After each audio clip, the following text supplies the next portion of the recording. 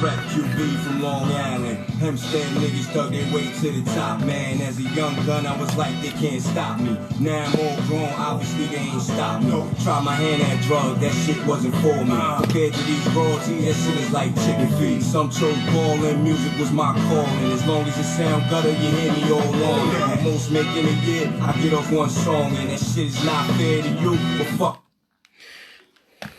Ladies and gentlemen, everybody else around the world, this is another episode of Stay Live Forever. This is your host, Teriso Johnny Huns, and how is everybody? I know we're going through unprecedented times right now, but you have to just pray to God that we will make a way. God is going to make a way out of this. We just got to pray and stay safe out here. And as well, we always got to eat right every day. So I hope that everybody's being safe. Once again, rest in peace to Prodigy as well, the rapper. I know that he passed away years ago, so rest in peace, Prodigy. Now today, in the episode is the Mayhem Continues. It's called the Mayhem Continues Part 2. I will be talking about the NFL draft, both days of day 2 and day 3. Also, I'm going to be talking about Biggie's unreleased track. Also, I'm going to be talking about the Last Dance that's on ESPN episodes, a review of that. Episodes 3 and 4, and also what are your expectations for the Last Dance episodes 5 and 6. So stay tuned in, and also for those that are in the Allentown area in Buffalo as well. I'm just going to be talking about also like the couple of restaurants that's doing takeout. Now the first thing I want to talk about of the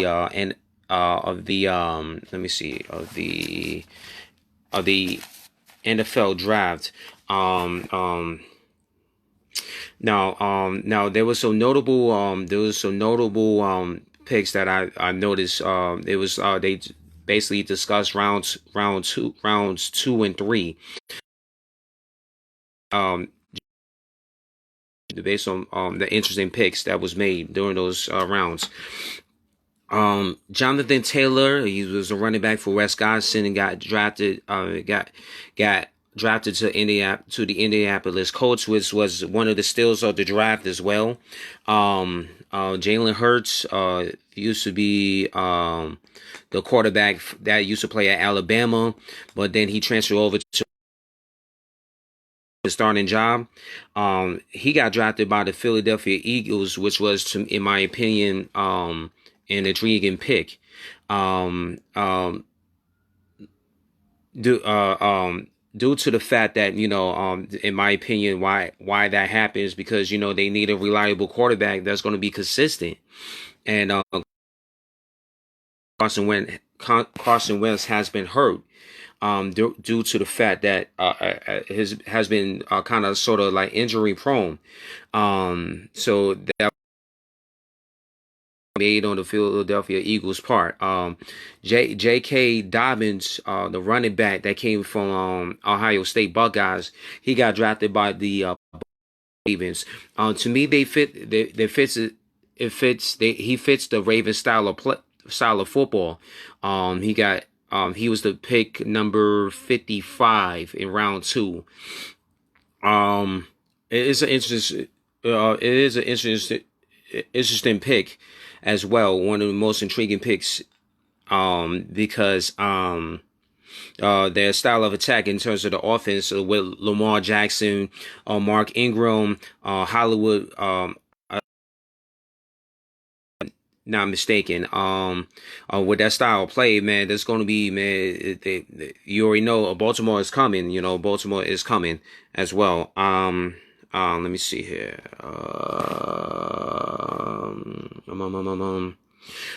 Okay, and then Zach Moss, the running back that came out of Utah, he got drafted by the Buffalo Bills in round 3. He was the 86th pick in the of round 3. I mean in the pick. So tell me what y'all think so far, you know what I'm saying, with the picks and stuff like that. Now, I'm gonna just talk about day 3, where they went over rounds 4 through 7.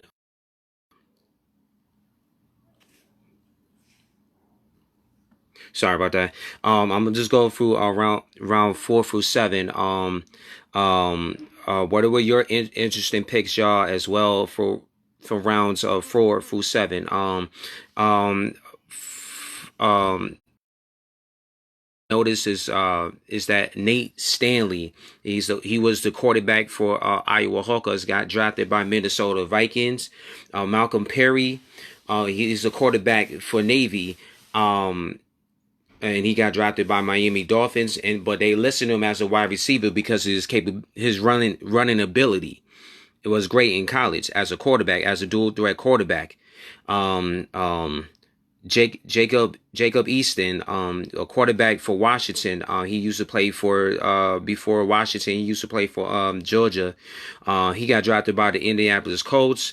Josh Kelly was the running back for UCLA. He got drafted by LA. Yeah, by the LA Chargers. LaMichael Piron, running back from Florida. He's a pretty good, solid pick. He got drafted by the New York Jets. And KJ Hill, wide receiver, Ohio State, got picked up by the Los Angeles Chargers as well. Tell me what y'all think, man. There's some interesting picks. Like I said, I think that Jonathan Taylor was a steal, and so as J.K. Hobbins of drafts 2 through 7 as well. I think that also Piron. I think that Piron was a steal, and KJ Hill was a steal as well. Yeah, the draft was very interesting, y'all. I hope that you guys liked the draft as well. It was the first time ever, because due to these unprecedented times that we are going through. That's why they had to get the virtual draft. I'm not too sure, but I think in the near future that's what they're going to do. I think so. I know that they supposed to be having the they're supposed to be having the draft next year out in Cleveland, Ohio as well. I like the fact that the NFL is going to different cities just to do the draft. It's very interesting that they're doing it because they just want to be out there. They want to draw their fan. Increase their fan base as well, especially for people that don't know the game of football. That's a very good move on their part. Ever since they started, I think a couple years ago or last year, somewhere about that.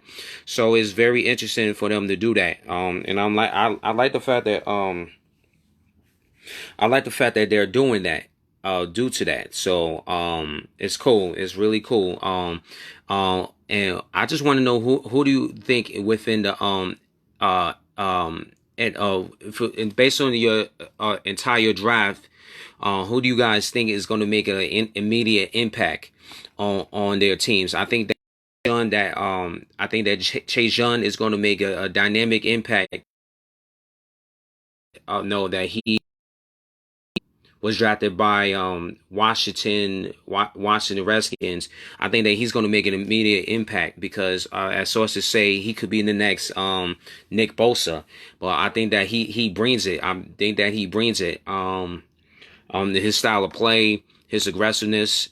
I think that he's going to make an immediate impact, y'all.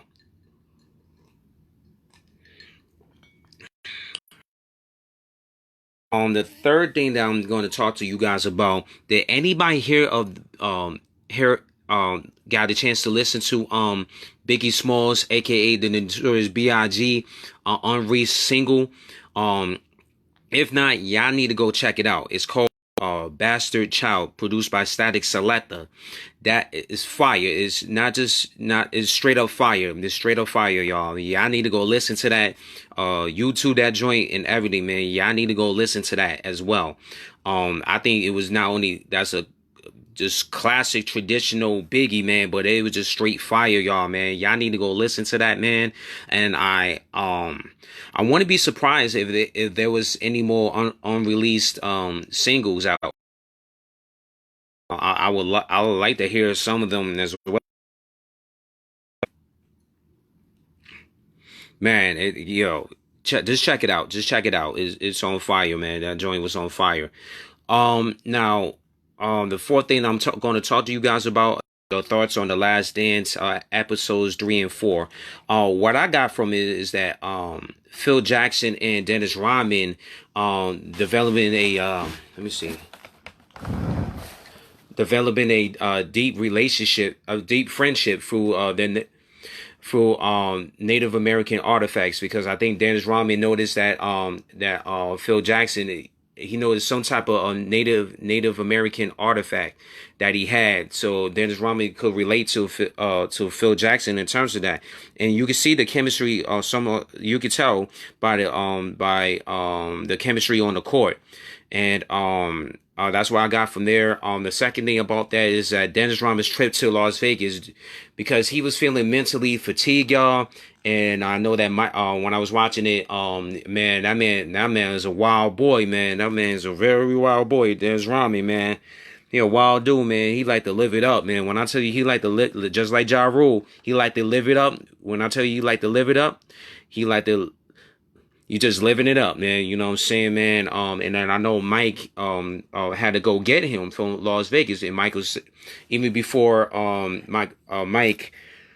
Michael Jordan, even before that, Michael Jordan told Phil Jackson, I don't think he's coming back.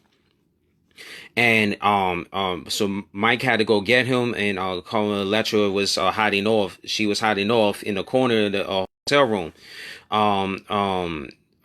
But it just goes to show you the leadership of Mike, man. Mike is a true leader, man. He's a true general, man, up in the court, man. He's a true general, man. Man, it was crazy. It was so crazy. Then then they talked about Dennis Rodman's NBA career, how he went from the Pistons, winning championships with the Pistons, to unfortunately getting traded to I think to the Spurs, due to the fact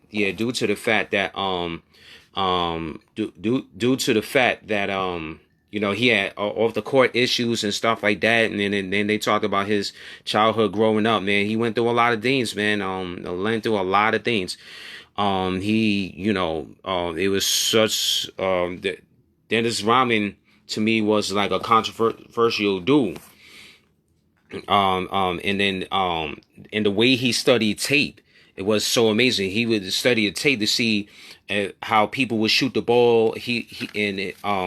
And try to so that he can understand how to position himself to get the rebound on the court. I mean, I'm telling you. And then when Michael Jordan got him back from Vegas, he was actually ready. I mean, but when Michael Jordan got him, he was actually ready. He was actually ready, man, for practice and stuff like that. He was ahead of the curve, man. Man,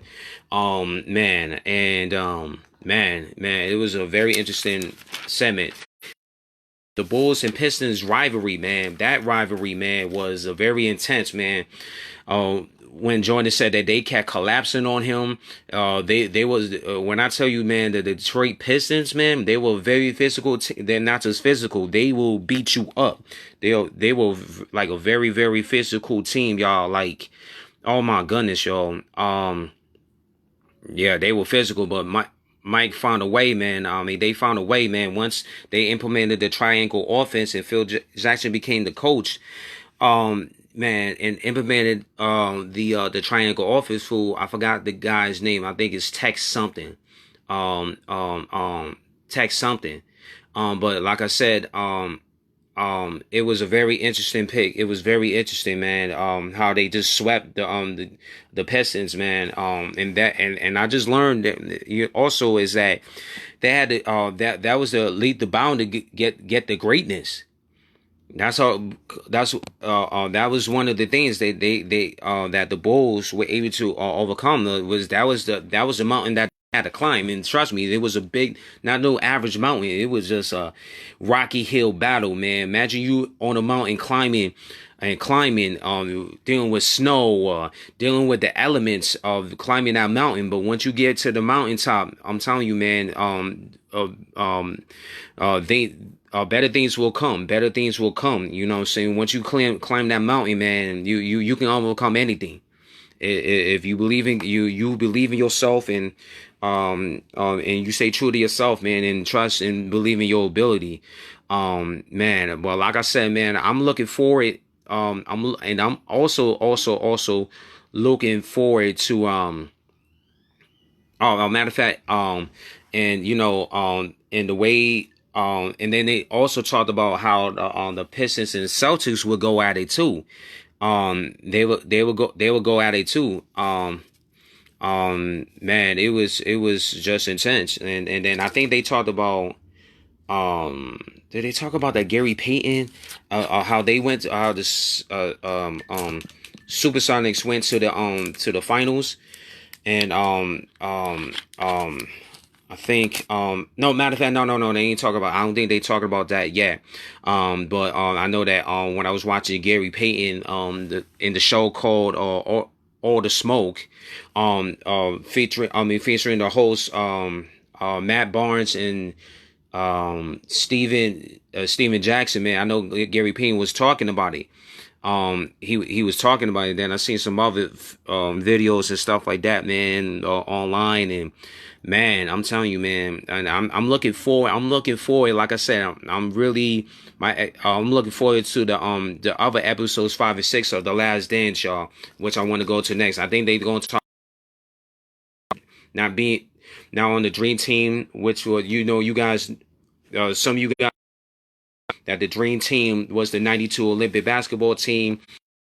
These superstars on there. It was I remember from Michael Jordan to, I think, Joe Dumars to Karl Malone, John Stockton, David Robinson, I think Patrick Ewing. It was so many of them, man. It was so many of them, man. There were so many greats, man. That was on there, man. Man, I'm looking forward to it. My thoughts on that 5 and 6. It's gonna be hotter than the last. It's gonna be hot. It's gonna be hotter than the last episodes 3 and 4, man. That's all, man. I'm telling you, man. It's gonna be cooking, man. I can't wait. I'm looking forward to that, y'all. That should be coming up tonight at 9 o'clock on ESPN. Y'all need to really check that show out. I'm telling you, y'all really need to check that show out. I'm telling you, for ESPN, and they just let it fly, man. I'm telling you, man. They pulling out all, man, and this was to me, this was needed. This was needed during these unprecedented times, man. I'm telling you, man. Man, I learned so much, man. I cannot wait for episodes 5 and 6. I cannot wait. Um, man, I just can't wait, man. Y'all need to go check it out. And the last thing I'm going to talk about is those restaurants that are doing takeouts and deliveries, y'all. Like I said, let me see here. Let me see here. Let's see here. I know that Allen Burger venue, that's on 175. That's on 175 Allen. Allentown Pizzeria should be doing it. They on 94 Inwood Avenue. You guys gotta call them in advance. I know the Billy Club, that's which is on 228 Allen. Like I said, man, y'all need to check out their menus online as well. Cafe 59, that's on 62 on Allen. Catino Loco, 91 Allen. And if you ordered out through Catino Local, as far as I know, let me see. For those of you guys that are medical personnel, to hospital staff, or drivers, or somebody within the food restaurant and food industry, y'all, they're giving away like you get, I mean, they get like a 50% discount, y'all. They get all types of stuff, man. Y'all need to go check it out. I think they got as far as I know, spicy the Conte, that's that beer, that's that Mexican beer, man. They selling it for $1 to go. With any type of food purchases, they open from like 3 to 8, and they closes on Sunday and Monday. Wow. The who else is doing it? The restaurant called Cocoa Bar in Bristol. That's on 888 Main Street. The Culture Bay on Buffalo. They only doing that's on 561. Only doing takeout and delivery from 4 to 8 Wednesday through Saturday. Fat Bob's, which is on 41 Virginia Place. They I think they open from noon to 7 on Thursday through Sunday. I think they doing the food truck they for some curbside takeout. Like I said, check your information as well. Gabriel's Gate. They're on 145 Allen Street. 11:30 in the morning, 11:30 a.m. That's when that's where their takeout begins. Let me see. Let me see. Let me pronounce this. Giacobbi's Cocina Sita. They are on 59 Allen. They got like a dinner for two. They got what they have available is like wine and then dinner for two package. Check that out. The Grindhouse Cafe, which is on 160 Allen Street. They doing the only time they doing takeout, it's Tuesday through Sunday. The Hamlin House, which is on 432 Franklin. They only Fridays are they doing lunch and dinner takeouts. You got Jim's Steakout, which is right on 194 Allen. They only doing, you guys know, the Lennox Grill. They're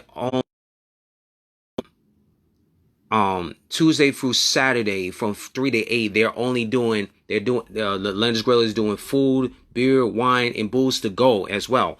Imagine that, man. I mean, during these tough times, man, you're gonna need a strong still strength. So capitalize on that as well. And I never thought possible that this would even happen, but unfortunately, like I said, guys, we are living in unprecedented times, y'all.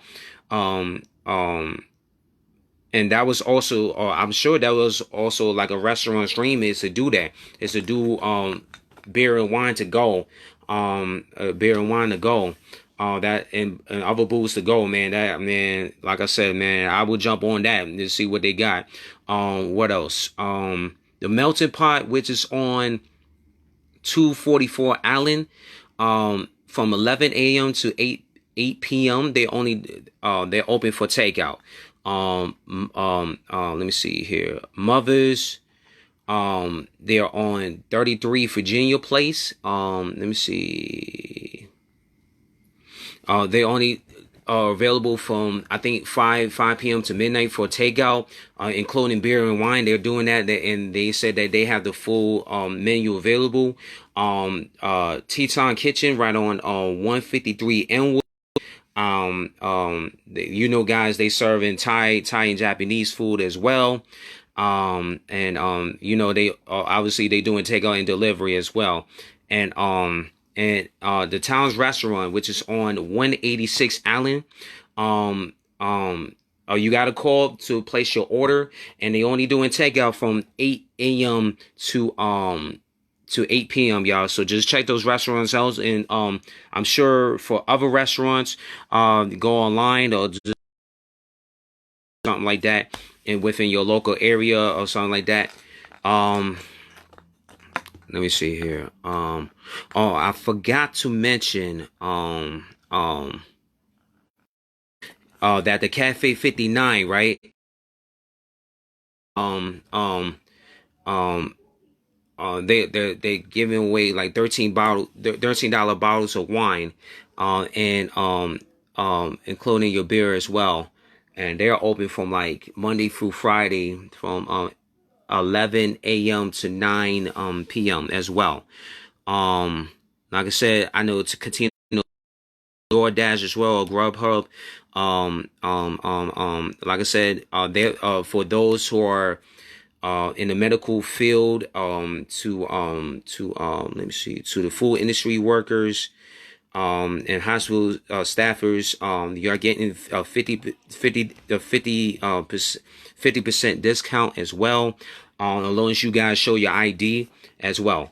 Like I said, y'all, these are unprecedented times. And oh yeah, and shout out to the Allentown Association, the newsletter from that. Yep. The newsletter that I got through the Allentown Association Inc. That's where I got that information from as well. Like I said, just go online, or you're not too sure, pick up you should think they have a website. I'm not too sure. They should have a website as well, y'all. So if y'all needed more information in regards to that, um, um, guys, like I said, man, until next time. And then, you guys, what else you guys want to talk about? Oh yeah, Andy Dalton signed a 1-year deal for $7 million, with the Cowboys. Like I say, he got released today, because Cincinnati, they just drafted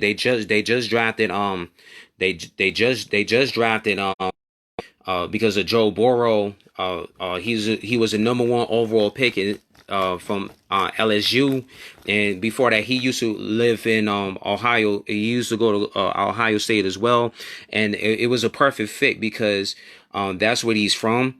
I think I forgot which part of Cincinnati exactly. Which part of Ohio is he from? I think he was Southwest Ohio or something like that. And he was he was really touched by that. He was really touched by that because of so many things that happened with that area and stuff like that, because it's a poor area as well. Like I said, y'all, man, that's how come Andy Dalton got released as well. What else? What else? What else? What else? If you guys ain't got any questions or comments, man, you can comment below. There will be a repeater. I will also release this video as usual, on YouTube as well. Let me see here. Oh man. Let me see here. What else you guys want to talk about?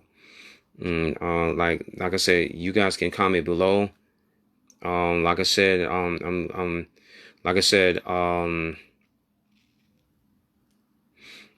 these are some unprecedented times that we're living at as well. This is very hard for everybody.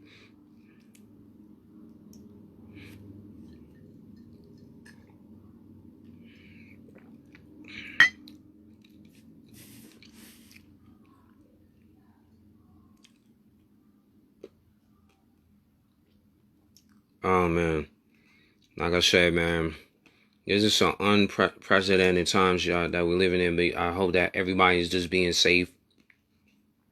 I hope that everybody's being safe. Everybody being taking care of themselves as well.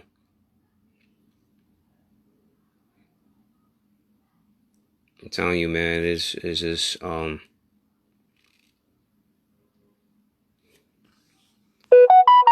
yeah, this is just unprecedented times, y'all. Like I said, though, man, I think there was a report that when it comes down to Cam Newton, he's not gonna sign anywhere else as a backup. There's gonna be more information that I have to get on that.